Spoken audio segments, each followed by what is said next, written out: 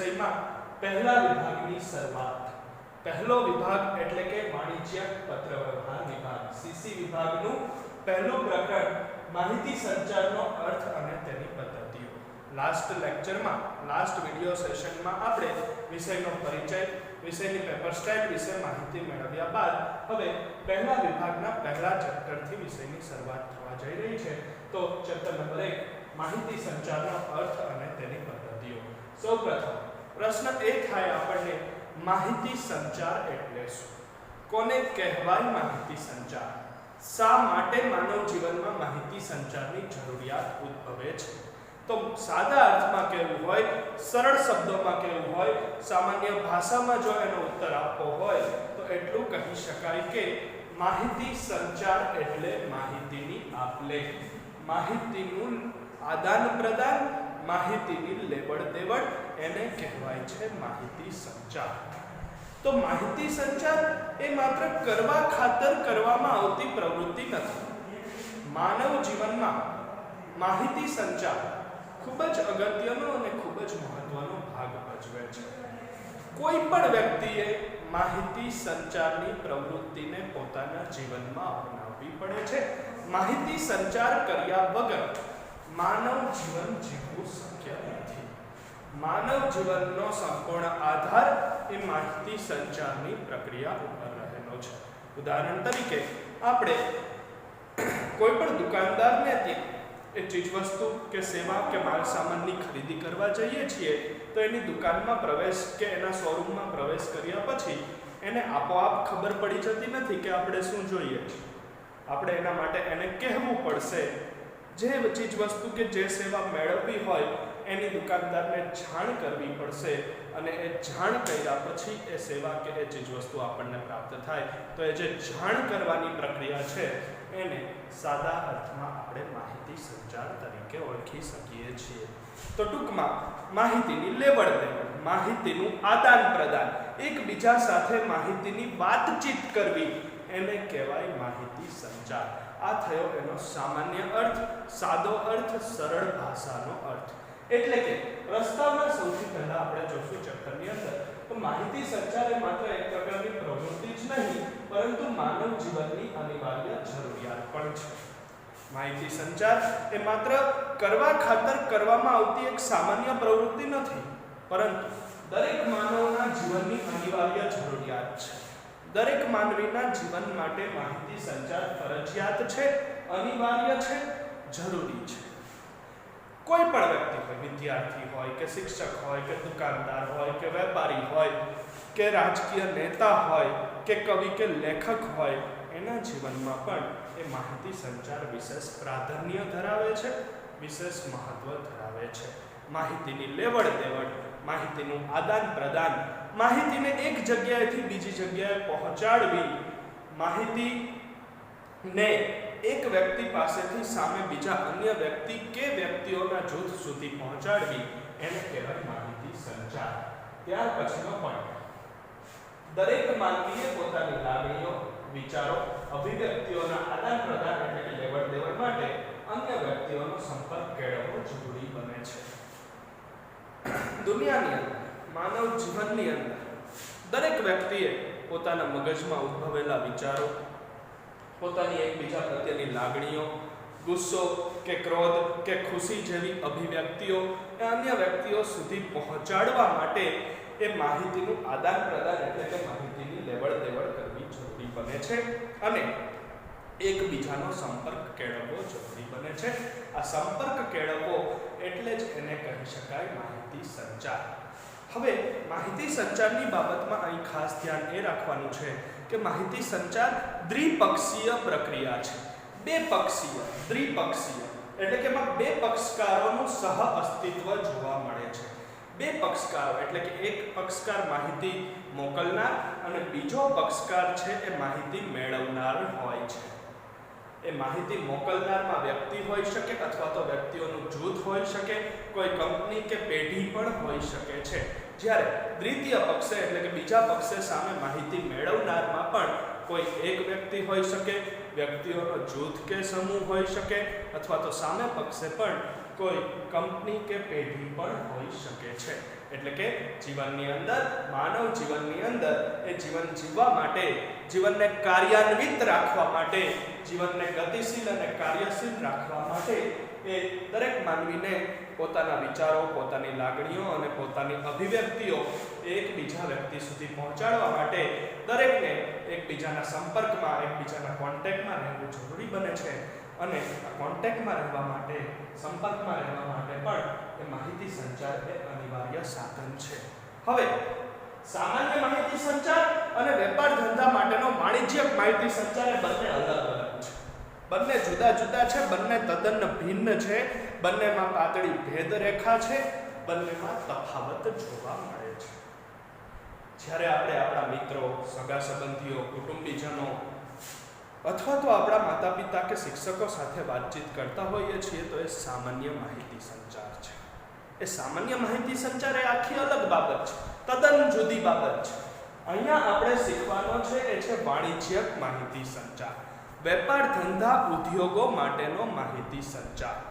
સામાન્ય માહિતી સંચાર અને વાણિજ્યક માહિતી સંચાર બંને બે અલગ અલગ પાસાઓ છે, બંને વચ્ચે ખૂબ જ પાતળી ભેદરેખા છે.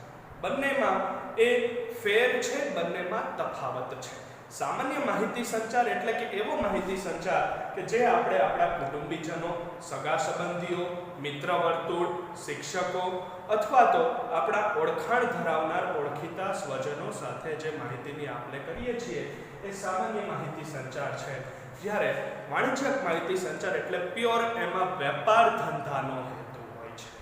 ચોક્કસપણે એમાં કોઈ સામાન્ય વાતચીત હોતી નથી, પરંતુ માત્ર ને માત્ર વેપાર વિષયક માહિતી સંચાર હોય છે. એ વેપાર વિષયક માહિતી સંચારને આપણે વાણિજ્યક માહિતી સંચાર તરીકે ઓળખી શકીએ છીએ.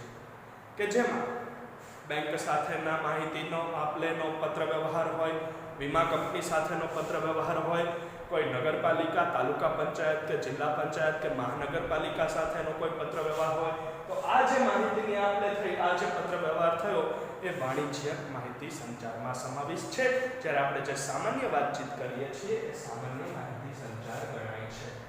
ત્યારબાદ દરેક ક્ષેત્રમાં માહિતી સંચારનું અસ્તિત્વ જોવા મળે છે. માનવ જીવનનું કોઈ ક્ષેત્ર બાકી નથી, કોઈ ક્ષેત્ર બાકાત નથી.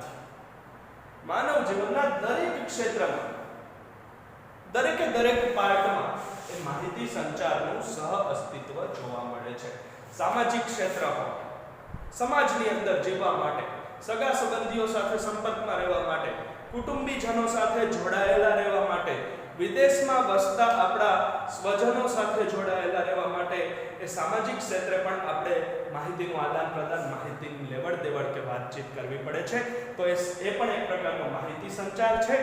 તો એ સામાજિક ક્ષેત્રે પણ માહિતી સંચાર રહેલું છે.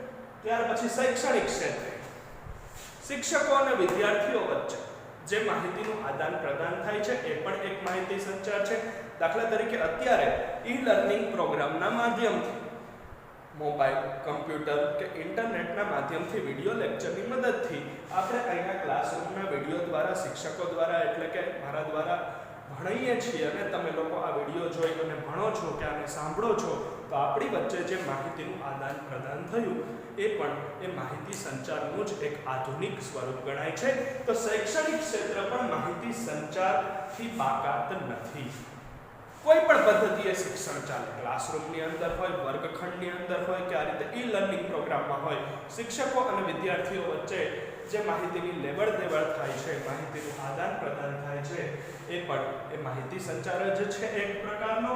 ત્યાર પછી રાજકીય ક્ષેત્રે જુદા જુદા પક્ષોના વિવિધ રાજકીય નેતાઓ ચૂંટણી આવે ત્યારે રેલી, સભા કે સરઘસો દ્વારા જે ભાષણો કરે છે એ રાજકીય ક્ષેત્રે પણ માહિતી સંચારનું ઉદાહરણ છે.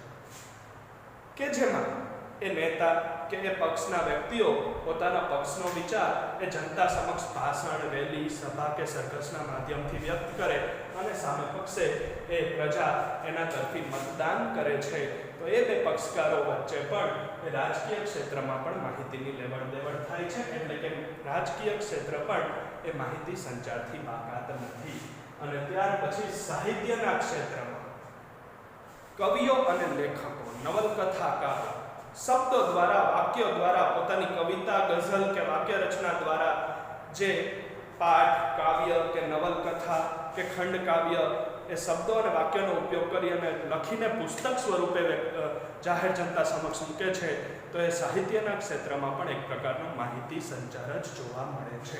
માનવ જીવનનું કોઈ પણ ક્ષેત્ર એ માહિતી સંચારથી બાકાત નથી. ચાહે એ સાહિત્યનું ક્ષેત્ર હોય કે શૈક્ષણિક ક્ષેત્ર હોય કે રાજકીય ક્ષેત્ર હોય કે સામાજિક ક્ષેત્ર હોય, જીવનના દરેક તબક્કે દરેક ક્ષેત્રમાં માહિતી સંચારનું સહ અસ્તિત્વ જોવા મળે છે. હવે માહિતી સંચાર શબ્દ બન્યો ક્યાંથી એનો આપણે ઉદ્ભવ જોવાનો છે. માહિતી સંચારને અંગ્રેજીમાં કોમ્યુનિકેશન કહેવાય છે. COMMUNICATION, જેનો ઉચ્ચાર થાય છે કોમ્યુનિકેશન. અને કોમ્યુનિકેશનનું ગુજરાતી એટલે કે ગુજરાતી અર્થમાં એને કહેવાય છે માહિતી સંચાર. તો લેટિન ભાષાના મૂળ શબ્દ કોમ્યુનિકેર ઉપરથી અંગ્રેજીમાં કોમ્યુનિકેશન શબ્દ બન્યો છે. લેટિન ભાષાનો મૂળ શબ્દ છે કોમ્યુનિકેર, COMMUNICARE. લેટિન ભાષાના મૂળ શબ્દ કોમ્યુનિકેર પરથી અંગ્રેજીમાં કોમ્યુનિકેશન શબ્દ બન્યો છે અને એ કોમ્યુનિકેશનનો અર્થ થાય છે માહિતી સંચાર. તો આ રીતે માહિતી સંચાર શબ્દનો મૂળ ઉદ્ભવ લેટિન ભાષામાંથી, લેટિન ભાષાના શબ્દ કોમ્યુનિકેર ઉપરથી અને એ કોમ્યુનિકેર ઉપરથી અંગ્રેજીમાં કોમ્યુનિકેશન એટલે કે માહિતી સંચાર શબ્દ ઉદ્ભવ્યો છે. હવે માહિતી સંચારનો અર્થ કે વ્યાખ્યા. કોને કહેવાય માહિતી સંચાર? વાણિજ્યની ભાષા. આપણે સામાન્ય અર્થમાં તો જોઈ ગયા, સામાન્ય શબ્દોમાં તો ભણ્યા. હવે વાણિજ્યની ભાષામાં માહિતી સંચારનો અર્થ છે, વાણિજ્યની ભાષામાં માહિતી સંચારની વ્યાખ્યા છે કે વિશિષ્ટ પ્રકારની શૈલી, કૌશલ્યો અને યોગ્ય માધ્યમોનો ઉપયોગ કરીને કરવામાં આવતી માહિતીની આપ-લે એટલે માહિતી સંચાર. ત્રણ બાબતો અહીં ખાસ મહત્વની છે. નંબર 1 વિશિષ્ટ પ્રકારની શૈલી, નંબર 2 કૌશલ્યો અને નંબર 3 યોગ્ય માધ્યમો. ખાસ વિશિષ્ટ પ્રકારની શૈલી, સામાન્ય કરતા વિશિષ્ટ પ્રકાર, સામાન્ય કરતા અલગ પ્રકારની, સામાન્ય કરતા જુદા પ્રકારની પદ્ધતિ, જુદા પ્રકારની રીત, સામાન્ય કરતા જુદા પ્રકારના સાધનો, એ સાધનો માટેના કૌશલ્યો એટલે કે એને ચલાવવા માટેની આવડત, એની જાણકારી અને યોગ્ય માધ્યમો એનો ઉપયોગ કરી અને એકબીજા વચ્ચે જે માહિતીની આપ-લે થાય, જે માહિતીની લેવડ-દેવડ થાય અથવા તો જે માહિતીનું આદાન-પ્રદાન થાય એને માહિતી સંચાર કહેવાય છે. ફરીથી માહિતી સંચારની વાણિજ્ય ભાષામાં વ્યાખ્યા કે વિશિષ્ટ પ્રકારની શૈલી, કૌશલ્યો અને યોગ્ય માધ્યમોનો ઉપયોગ કરીને કરવામાં આવતી માહિતીની આપ-લેને માહિતી સંચાર કહેવાય છે. આ બંને બાબતો આપણને 1 માર્ક્સના પ્રશ્નો અથવા તો વિકલ્પોના સ્વરૂપમાં આવી શકે છે. લેટિન ભાષાના શબ્દ કોમ્યુનિકેર પરથી કોમ્યુનિકેશન એટલે કે માહિતી સંચારનો ઉદ્ભવ અને એનો વિશિષ્ટ અર્થ કે વ્યાખ્યા. તો કે વિશિષ્ટ પ્રકારની શૈલી, શૈલી એટલે પદ્ધતિ, રીતભાત, મેથડ. જુદા પ્રકારની, વિશિષ્ટ પ્રકારની, સામાન્ય કરતા અલગ પ્રકારની એ શૈલી, યોગ્ય માધ્યમો એટલે કે યોગ્ય સાધનો અને એના વિશેની જાણકારી એટલે કે કૌશલ્યો, આ ત્રણેય બાબતોનો સમન્વય કરીને, ત્રણેય બાબતોને ભેગી કરીને અને જો એકબીજા પક્ષકારો વચ્ચે માહિતીનું આદાન-પ્રદાન થાય, માહિતીની લેવડ-દેવડ થાય કે માહિતીની આપ-લે થાય તો એને માહિતી સંચાર કહેવામાં આવે છે. આગળના સેશનમાં હવે આપણે વાણિજ્યક માહિતી સંચાર વિશે અને માહિતી સંચારની આખી પ્રક્રિયા વિશે એ વિગતવાર માહિતી મેળવીશું. શાળાની અંદર ધોરણ 11 કોમર્સ અને 11 આર્ટ્સમાં પ્રવેશ પ્રક્રિયા ચાલુ છે. તમામ ધોરણોના વિડિયો લેક્ચર્સ પણ એ શરૂ થઈ ચૂક્યા છે. ઈ-લર્નિંગ પ્રોગ્રામમાં જોડાવા માટે એ ચેનલને સબસ્ક્રાઇબ કરી અને એ શાળામાં વહેલી તકે હજુ પણ કોઈ વિદ્યાર્થીને એડમિશન પ્રક્રિયા બાકી હોય તો એડમિશન પ્રવેશ મેળવી લેવા વિનંતી છે. વધુ એ નેક્સ્ટ સેશનમાં આપણે જોઈશું.